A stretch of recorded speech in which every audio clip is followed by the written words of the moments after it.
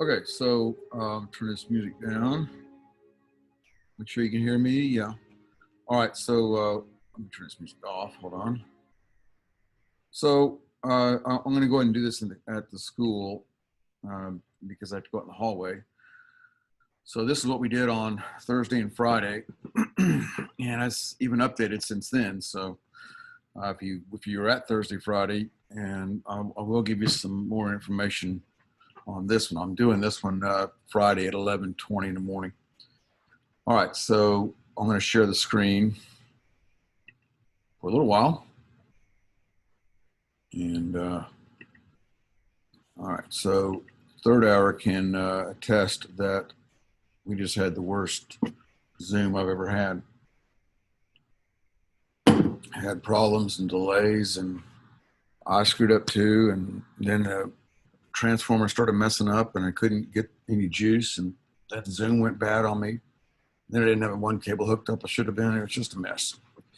So hopefully that if they weren't getting anything out of that, that now maybe they'll get something out of this. All right, so this is Thursday, Friday. Let me go through this kind of quick. I don't want to waste your time. The announcements are next week. We're going to be back, except on next week, we're not going to have the Wednesday schedule because we're just going to be here Tuesday, Thursday. So this will be group one on Tuesday, Wednesday, group one for Tuesday, Wednesday, and then for group two for Thursday, Friday, okay? That doesn't mean that you can just sit back and relax if you're group two on Tuesday, Wednesday. We're still gonna be doing stuff, but I'll do a Zoom with you, or I'll do kind of a wrap up like I'm doing here. But that might not get out till sometime in the afternoon. All right, let's keep going. You should, if you don't have it already, you should get this app. This is the Canvas app. Get the Canvas app for students. All right, there's a student teacher one, and then there's a parent one. So your parents are supposed to get that one.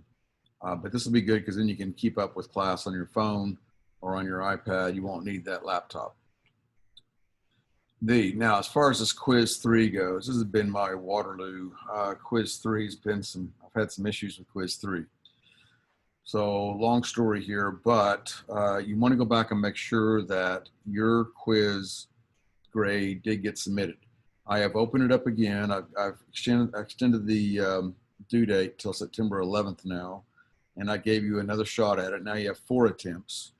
So anybody who didn't get a 10 out of 10 on it, I sent them another email just now to give them a chance to go back and do it again until they get that 10 out of 10. So this has been all kinds of things about this quiz that's been a mess.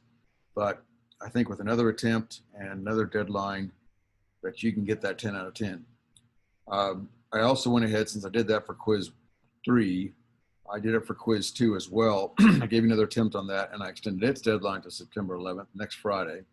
Quiz 1, I just gave everybody 3 points on, so don't worry about quiz 1. Quiz 4 comes out today here in about 30 minutes, and that one should go smoothly, you know. So I get these kind of readouts, and I got the new readout, and it was even lower here. So I realized, what was happening is when I was making it and transferring it over to the module, it was giving me a copy of the quiz back in what I see on the screen. And so I just got rid of those copies. I thought, we don't need those. That's just messing you up on your to-do list. Your to-do list was showing the copies, and it was showing you to do the quiz quiz 3 2 times or 3 times. So I kept adding assignments to your to-do list. And I still haven't figured out how I can stop that from happening. It keeps adding duplicates and makes you think you're supposed to do it twice or 3 times. But anyway, if you see that you're supposed to do a quiz 3 4 times, it doesn't. Just do it once until I figure out why it keeps duplicating things.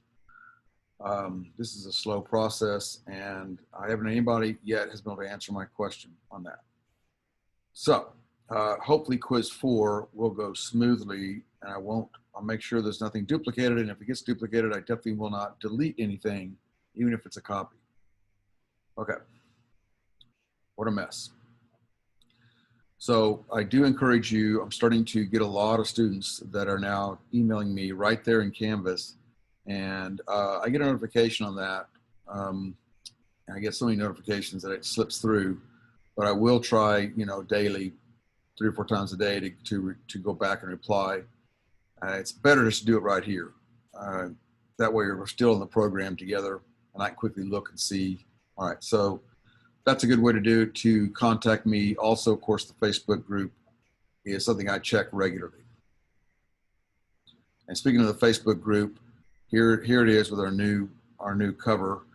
This, as I've been saying in class the last couple of days, that Facebook is essential for virtual students especially. It's essential, I think, for everybody. But for virtual students, it's their one lifeline. Right now, it says that we have 59 members. I think we're up to about 61, 62. There's 83 of you, but I'm going to have another 15, 16, 17 adults, teachers, and not adults necessarily, because it could be alumni, like Lily Arnold's in there, Esther's in there, White from a couple of years ago. And they've agreed to help you guys. So they might end up being your mentor, or just if I can't quite get to your question in time, they could help you. So this is divided up into discussions, and discussion is where everything goes. It's like new in Reddit, right? So everything gets piled in. So you see this, it's like a list in chronological order of when everything comes in. So it's a mess. I mean, you could feel free to scroll discussion, but things that are important will get dragged and dropped by me over to the units. And I'll have the units designed so that they are, like, there'll be a unit for packet 1 stuff. There'll be a unit for student research. There'll be a unit for any cool articles that are in there. So that'll be organized. The mentorship I talked about, we started that last year. Got a few students that played with it a little bit, but no one really did that a whole lot. But this year it might, especially for virtual students, it might be really good. And then there's something new, this Rooms. And I think the Rooms has got a lot of potential. It's sort of Facebook meets Zoom, I think. And you can go inside the room. This would be really good for virtual kids. And you can kind of all work a test together. You could all work an assignment together. You could say, hey, meet me in the room at 3 o'clock Friday afternoon, or something like that. And so you're in there. I'm guessing, this is my guess as to what it's like. It's brand new. So if some of you could do some research, maybe go in the room and see what you can talk to each other and stuff, that kind of thing, that'd be awesome.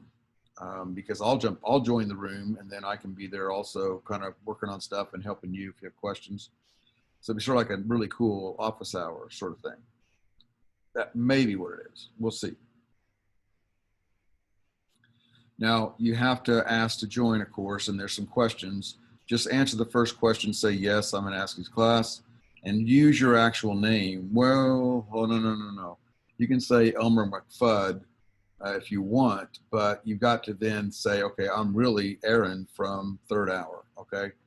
And so that can be your fake name. That's fine. I thought maybe this was a fake name, but it turns out it's a real name, and it's from a gentleman from Mongolia. And my guess is he just wants to learn a little physics, which is cool, except that I can't have him in our private group, all right? I'm sure he's a nice guy. So every day I get requests to join our group, and I'm the gatekeeper. So I keep those, I say no to 90% of them. Only if I know you in person would I ever let you in, into our group. I mean, I haven't let any parents in yet. There's teachers in there. Parents can observe all they want Canvas, so they can see the class. I don't know why they'd want to see our daily back and forth banter, but if they insist, I will let a parent in if there's no other way they can be satisfied. It's supposed to be a place for us just to, and like I say, there are teachers there. I'll ask an administrator who just monitors. They don't really ever look. They come around every once in a while.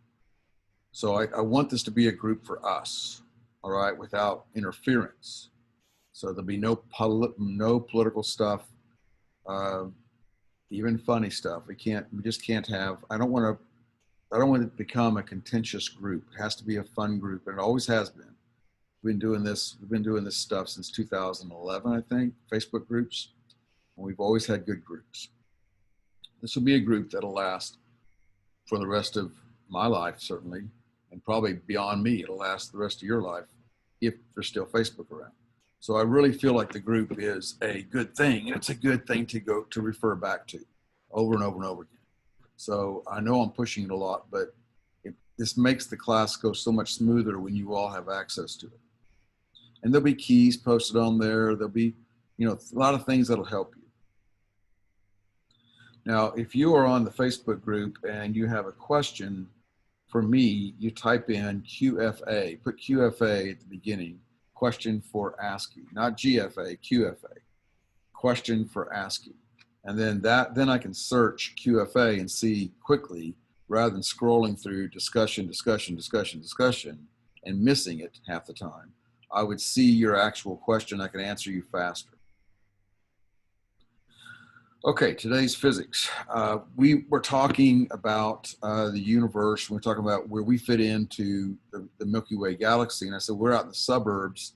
Just kind of left that comment alone. But the sun is out on an outer, it's in one of these outer spirals, one of these outer bands. So it's pretty dark out there for us. We have, I didn't say this in class, but the only part we see of the when we look out in the night sky, even with really good telescopes, the only part, I'll put a little box around it. This is the only part of the Milky Way we see. Okay, we're only seeing a small section of the Milky Way.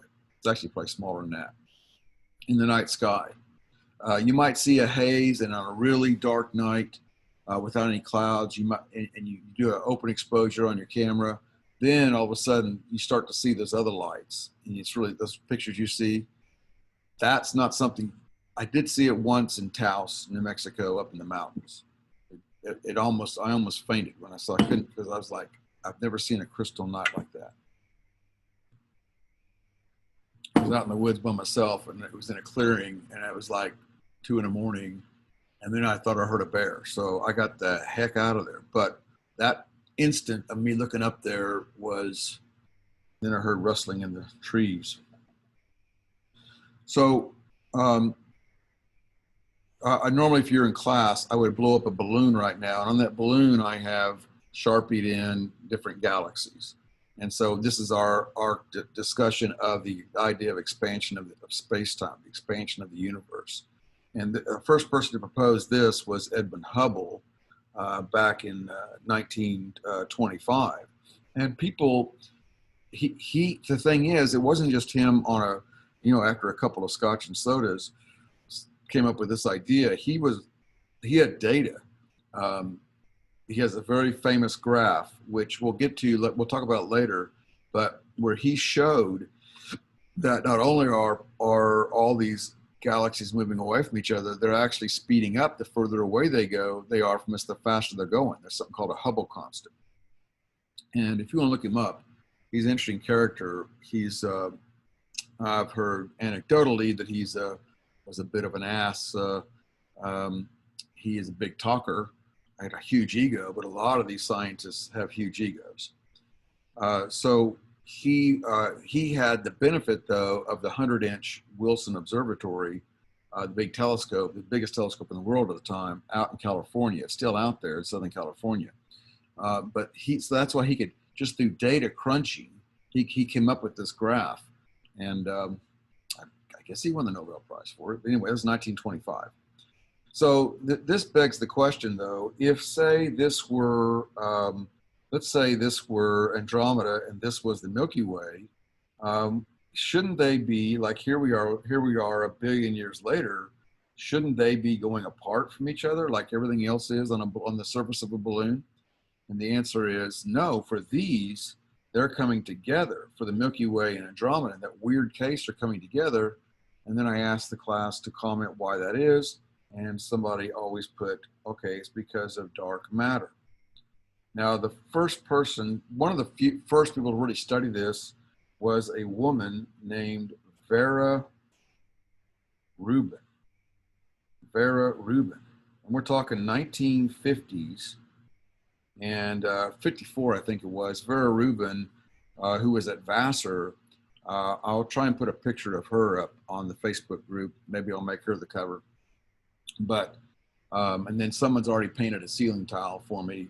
Bella painted a ceiling tile of Vera Rubin when she was older, and I'm going to put that up when she gets back. But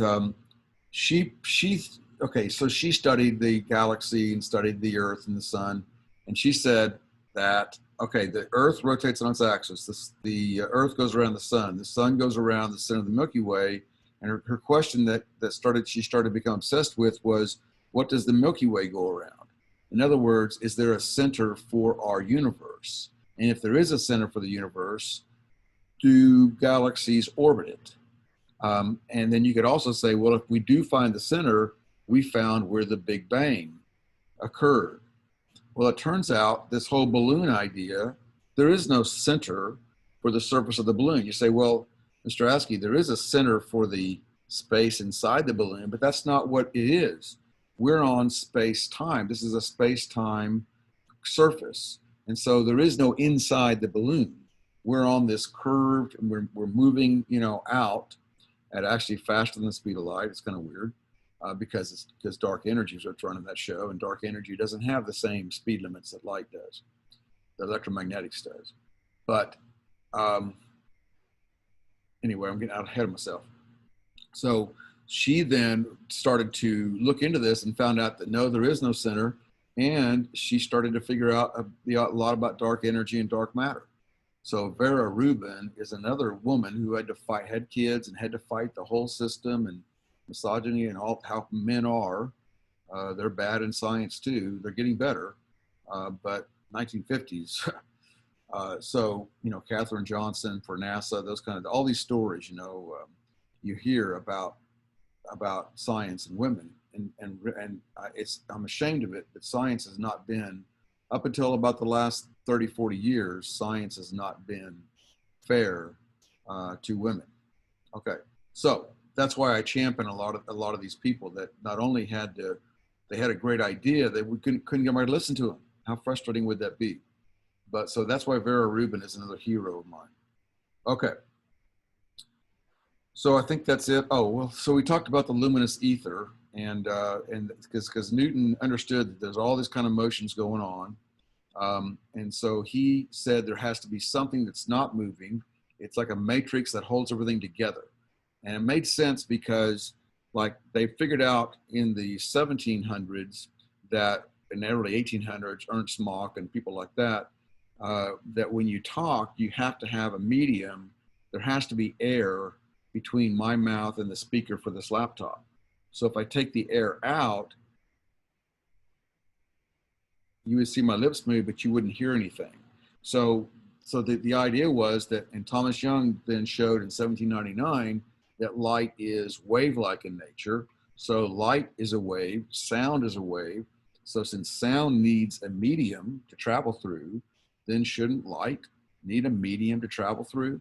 So there must be something, this was the thinking, there must be something between the sun and the earth that we just don't see that is allowing that light, the light waves from the sun, the heat from the sun, the ultraviolet from the sun, the radio waves, all that has to have some medium to travel through. So that just made sense. Well, then 1887, they commissioned, this is in Ohio, so it was America's chance to show the world. I mean, back in the 1800s, it was all about England. They had Faraday and then Olmsted and all these, and the Danish and the Germans. Of course, the Germans were huge into science. So it was all Western Europe, but America really had not made a big play. We had Ben Franklin and a few other people. And so we were making our run in the late 1800s. We had Thomas Edison as far as an inventor and all this kind of things that was happening in America. So we were trying to make our place in the world. So we poured a ton of money into the Michelson-Morley experiment in Case Western, which was in Cleveland, Ohio, Case Western University. And this is, it doesn't do it justice, but this is an interferometer, and Michelson and Morley built this interferometer. They built it to the greatest precision, with the greatest precision instruments in the history up until that point. It was sort of the Large Hadron Collider. And interferometers, I mean, LIGO is an interferometer. Interferometers are bouncing beams off of mirrors and stuff, and the beams then collide. And it was a way, I'll let you look at the details, it's not that important to the class, but it was a way for them to determine if there was ether and the Earth is spinning, there must be some type of ether wind, right? As the Earth moves at 1,000 miles an hour, or up in Case Western, it was around 750 miles an hour, moving around and around, the ether shouldn't be moving, and so there should cause this. It's like if there's no wind outside, you're driving your car and you put your hand out the window, your hand blows back as if there were a wind, even though there really isn't any wind, so relatively speaking. So that was the idea, that if a beam went against the wind, it would go slower than a beam going with the wind. And so one would get to the, after they're bouncing around, one would get to the collision spot before that. And turns out no matter how they oriented this thing, and no matter how precise they made it, the beams always got there at the same time. So the conclusion, I'm giving you a very quick synopsis, but the conclusion of it after months and after pouring millions of dollars, and then we're talking $1,887 into the project, the conclusion was, you know what, there is no ether. So so they proved that Newton was wrong, which is hard to do, but that there is no luminous ether. Okay. So then we have to come up with a new definition of motionless. And I gave you a homework assignment, and that was to go home and figure out a way to be motionless while still moving. And so this is where I'm going to demonstrate. I'm going to unplug okay, I'm going to unplug my screen, and I'm going to unplug my speakers, and I'll stop sharing the screen so you can see me. Let me unplug this speakers. I'm going to unplug my power cord. All right, and I'm going to walk you around here. First, I'll give you a quick halfway tour of the room. We don't have time to do a whole bunch, but the room's kind of a mess right now. By Tuesday, Wednesday, it should be in better shape. But you can see we play a lot of chess in here. There's all kinds of boards around the room. The ceilings, remember I told you that Sarah, one of my artists, had done a ceiling tile, lights all screwed up here, but had done a ceiling tile of, here we go, of, this is Da Vinci's wings. They're amazing. And she also did their Starman in the Tesla that's somewhere probably past Mars now. And then Brian Yang, maybe this one, that's Never Rush Physics. And so I try not to rush, because if I do, I feel good about it for a little while, and then I find out in the test that it didn't work. This is the canteen over here. There's lots of goodies. Now, I think we're going to, at least initially, can't really use the cantina because of COVID. There's only, all we have left from last year is 3 ramens. Here is the foosball table. I don't know whether we can be playing foosball or not. We have foosball tournaments. Bot ball over here. Bot ball's a mess right now. The Norman Advanced Robotics, some of our trophies up there. We've won the World Championship 3 times since 2000. There's where we keep the fat boys in the freezer. Some of our old bots up there. That's kind of a Hall of Fame for all the winners.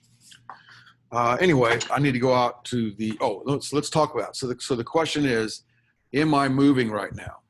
And I'm going to say to you, I am not. I am not moving. You go, that's crazy. You're moving. Yes, I'm moving relative to the room, but I'm not moving relative to the camera. And so the only way I can be motionless is if I pick a reference point and then I don't move away from that reference point. Okay. So my velocity doesn't change. So I wrote this on the board during the classes, so I'll just show it to you. So here is our definition of motionless now. Motionless means you're moving at the same velocity as your reference point. okay? Moving at the same velocity as your reference point, and that is a physics definition of motionless. All right, so now I'm going to go ahead and go out in the hall. We're going to do our lab, and the lab we're doing is sheet 1.1. Put this on. So we're doing sheet 1.1, starting, I'm going to start at the North Diamond. All right, so Mr. Cox is talking here to Ms. Shaw. So I'm going to walk up to the North Diamond, and that'll be my origin for this little experiment we're going to do. Okay, when I say North Diamond, this is what I mean. This is the North Diamond, okay? So I'm going to stand in the middle of the North Diamond. I'm down here with Mr. Cox's room, Miss Hillis's room. And you're going to, actually, you can time me if you want, but I'll go ahead and use the timer on here to get a time for how long it's going to take me.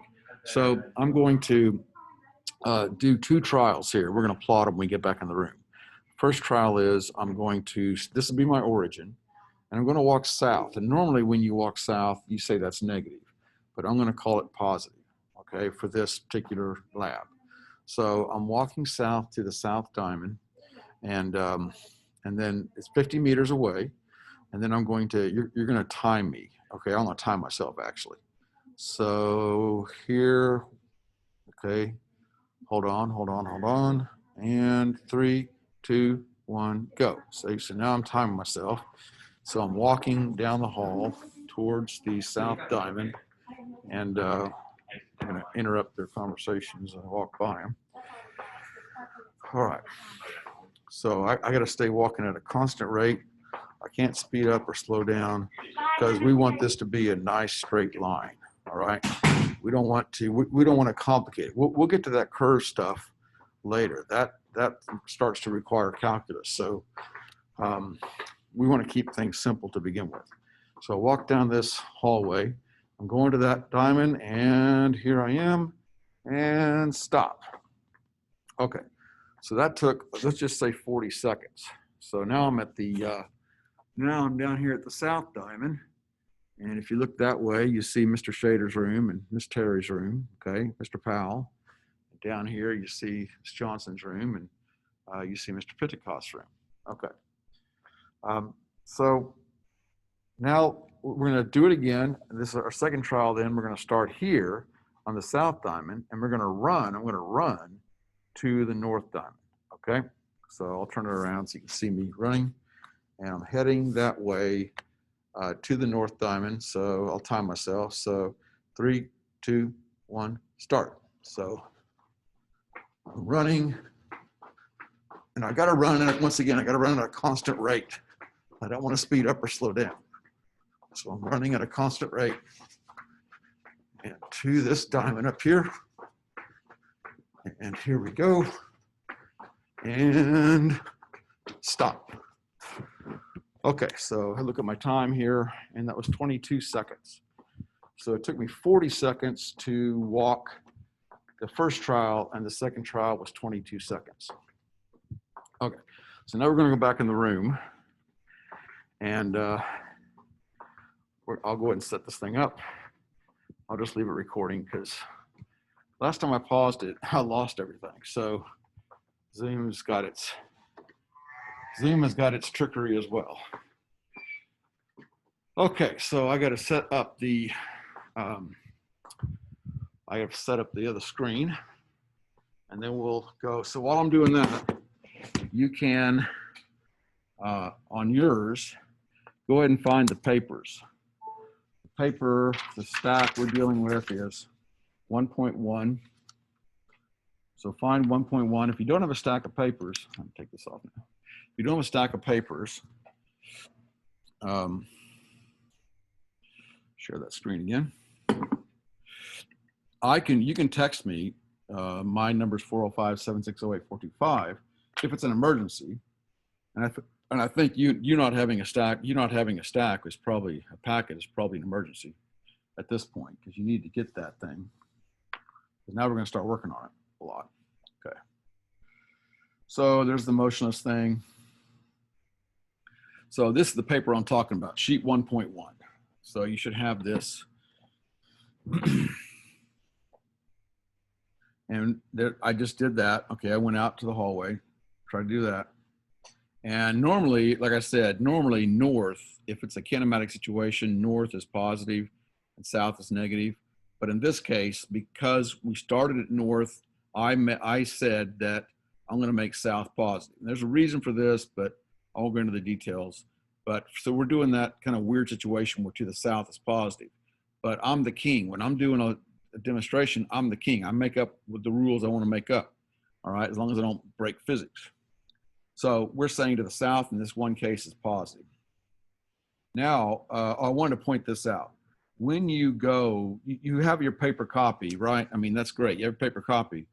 But when you go to the Canvas where it says assignment sheet 1.1, you'll find this. And so you should, check it out. There's a 1-minute video. I made it a while back. I forget what I was saying, but something about introducing this idea. And then there's a little bit of thing about what you need for the activity. And then here's the main thing.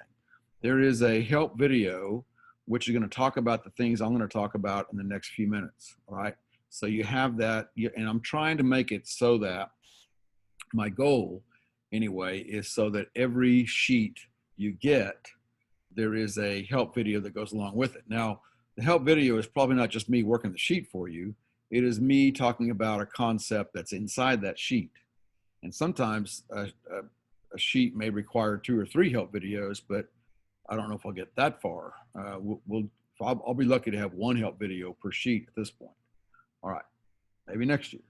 So do take advantage of that. Now, what you want to do is probably work the sheet as far as you can. You could get away with never watching any of these help videos if you don't think you need them. But you only hit this, and these are silent help videos. I found over the years that making a silent help video and me just typing notes to you is better. For one thing, you don't get busted during English class when you're watching it and you're supposed to be doing your English.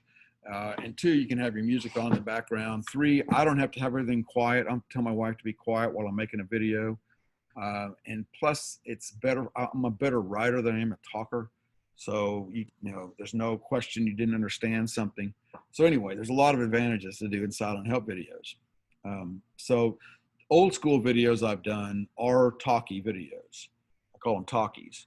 But they sometimes, I drone on and on for like, 40 minutes and you go, oh my gosh. So here it's succinct. No, none of these are hardly ever past 5 minutes. They're all 2 to 5 minutes long. So I'm trying to get the idea out there as quick as I can. So that's available to you. And then there's the sheet, and that's just a screenshot of it. Okay, so now let's look at this, what we got to do here. So we have to plot these 2 trials that we did. So the first thing you got to do when you plot these trials is you got to set it up. So I'm going to set up my axes. And with kinematics, this is Red Kinematics, and kinematics just means study of motion. So Red Kinematics, pretty much, I can't think of a case where this isn't true. The horizontal axis is time, but you can't just say t. Lowercase t is what you do for time in general, not capital T. That means something else. But we use the horizontal axis. I know that in math, they say the horizontal axis is X and the vertical axis is Y. And there are occasions where that is true, but mostly in kinematics, the horizontal axis is time and the vertical axis is some other variable. So seconds, I put SEC because when I make it S's, people think I mean a 5. So I spell it out. And then this axis is going to be, we're just going to call that X. All right. And X stands for position, where the position I was in. It doesn't stand for distance. It doesn't stand for displacement. It stands for position. And then this is in terms of, you've got to put the units, and that could be miles or feet or, it could be all kinds of things.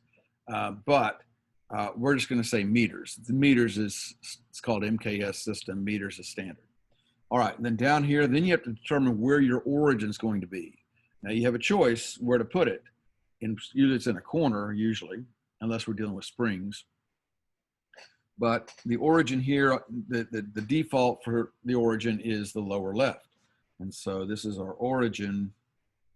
And this represents, in real life, this is actually the north diamond in the hallway, okay? So in our first trial, we went from here. Oh, now we have to go and lay these axes out. So I'll do the easy one first. This, of course, it goes 10, 20, 30, 40, 50, because it was 50 meters. Now, you don't need to keep writing M. You only put the M once, but you will lose points on a test if you never indicate anywhere that it is meters, okay? And time down here, now I said 40 seconds. We're going to end up putting, we'll have 4 trials. We'll do 2 more trials on Tuesday, Wednesday. So we're going to put 4 trials on this graph. So we'll get 2 trials on there today. For the time, someone suggested last hour that we go 10, 20, 30, 40.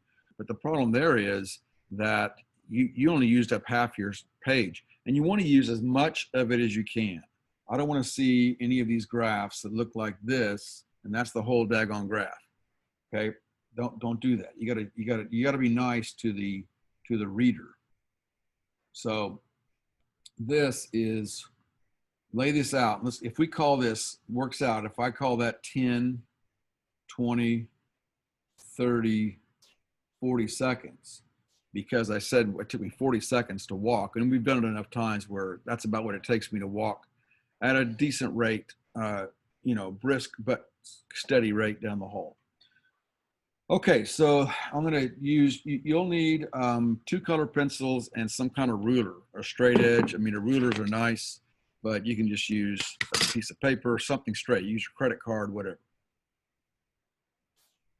All right, so in the first trial, we started at 0 was our origin, which is the north diamond. We walked south, which we're calling positive in this particular situation, and we ended up 50 meters away at 40 seconds. And so I go ahead and connect my points, and I have a path. Now I could, and in fact, I have students do this and other complicated things, where we might do it when you're back. I don't know, we're so low on time this year, but we're already way behind. But I give a students like a graph, say, okay, now go do that. Go show me this. And they have to, from just looking at the graph, they got to know whether these graphs are more complicated. You got to know, well, how do I do? Left, right, I go, you know, so you should be able to, somebody should be able to look at this and know what to do. All right, so let me just carve out some space here. And we get an equation. So the equation for this one, starts off, we're going to use this format. We're going to use that x equals VT plus x naught. So this is the slope intercept method. Remember in algebra, you learned y is equal to mx plus b, right? Well, this is like our y, but in this case it's x. And the m stands for slope, and that's my velocity. And then t is the variable, and then plus x naught, that's like the y-intercept, right? What you would call in algebra the y-intercept, where you started. All right, so for this one, we can look at it. And if you were here and we were doing a class, I would pause it and have you try it on your own. But so you ought to hit pause and try and do this one from what we're given here. Okay, you're pausing it and pause. I'll drink coffee. Okay, now assuming you're back from pause and you tried to write the equation. So this is x equals, well, the v in this case is my slope. So I rise 50, I run 40, which is like 5 divided by 4, so 1.25. I don't think I can be that accurate. I'm just going to say 1.3 meters per second times time plus x naught. So, but the x naught here, I started at the origin, so it's like plus 0. I can just leave it off. So I'm going to leave that part off there. Okay, well, that was nice. Let's get rid of that. All right, so that's my equation for, oh, yeah, the units are on there, I'm good. So that's all I need. for the first trial. Now I want you to hit pause, and I want you to try and graph the second trial. You go, oh, I'm just going fast forward. I'm gonna hit pause. I don't got time to hit pause. Hey, buddy or lady, that's the most important part of you watching this thing. You watching this thing is a total waste of time if you don't hit pause and you don't try the problem on your own. Don't be a goober, okay? Hit pause and then try it. Now, what you're trying is, you already know what I'm doing. All right, wait. What you're trying is, you're trying to plot the second trial. And the second trial, we started at the South Diamond and we ran, this time I ran to the North Diamond. And so that's, that took 22 seconds, okay? So you plot it, hit pause, and come back. And pause. Okay, I'm just messing with you. All right, so you hit pause, now you're back, and you tried to plot that. And here's what I see. I go around the room when we do this, and I tell them all to do it, and kids that are, people that are now with their PhDs in physics get this wrong because they do it this way. And if you did it wrong, you're about where other PhD in physics are. They do this, and they connect. And that seems right, and they're very proud of themselves. They're about half right. They messed up because, not that they're, I mean, I understand their logic. They use 22 seconds, 50 meters. It makes sense. But remember, every system only has one origin. And so the origin was still the North Diamond. So that makes this wrong, okay? Because the origin is the North Diamond, and so we have to still respect that. We started 50 meters away from the origin. So let me just erase all that. Get rid of all that. It's one of the advantages of having an iPad. Easy to erase things. So here we started at the 50 meter mark and we ended at the 0 or at the origin in 22 seconds. So that is what that graph looks like. So this is trial number 2, and my trial number 2 is green. Let me carve out some space here. All right, so once again, we have X, oops, that, make that smaller. We have X equals, oops, yeah, green, VT plus X naught. And now I'll plug in what I know. X equals, well, my slope on this one, I fell 50 and I ran 22. So 50 divided by 22, let me get my phone out. 50 divided by 22. 50 divided by 22 is 2.27. I'll say 2.3. But if I said 2.3, I'd be wrong. You know why? Right, because I would have not got the sign right. And I have to tell the reader that you go backwards. So it's negative 2.3. You got to put the units in there. Meters per second times t. And now I do have an initial position. So I do have an X naught, carving out some more space here. So my X naught here is plus 50 meters. See, I got to put units. If it's one of those constants in there, I got to put units. Okay, that's that. Now, that's as far as we're going to get on the class stuff.